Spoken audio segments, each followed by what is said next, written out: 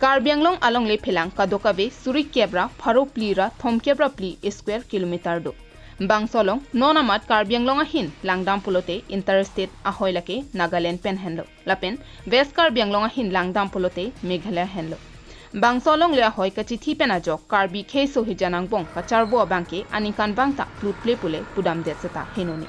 Laso puthak non ke do bom ke ECCM tuliram rong hanga hin pen mithang long le phelang ahoi chirai kom thip nang ji pumatha pangching ponsi Karbi Anglong pen Nagaland ahoi along Jasimet National Highway thomkebra truck Dimapur kedai along isi kithir thip Karbi Anglong welcome gate mate adonri semar ponlo.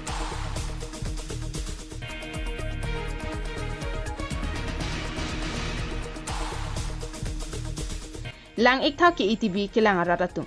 Lapu lang damlote Karbi Anglong welcome gate lapen ahin kapreka hin lang damlote welcome to Dimapur mate Nagalena gate bangso angbong chidalong lang roiso ahoi thekpon long daklo.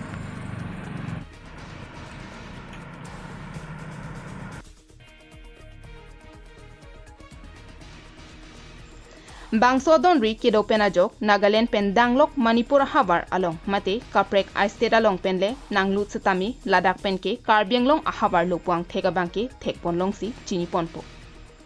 Ahok ke along kacharia sorkar do anang bong pen CM nang ke mana tuma bangke penang anabang photum nang mantanglo mate nang man bom dam bom lo.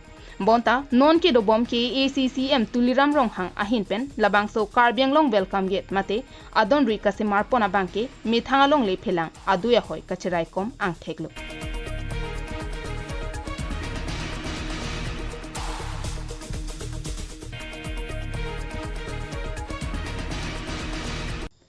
Ahok bangso birta ke theklong pen CM rong haphan rover pusi ki ongdunga raratum matha tahai bonta ki mi sena sai ki dengalonga bangke rara hin pen setami rodunangji lapen ki chok chelonga bangke paking dun hainangji bonta non Karbi Anglong pen Nagalena hoilong lapuson kethirkluk along lea hoi kasemar pona bangke KACCM rong ha sang ho pha setami kiro pinangji.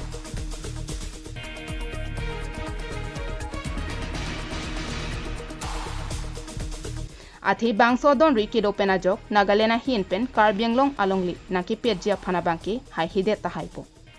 News report KTV News.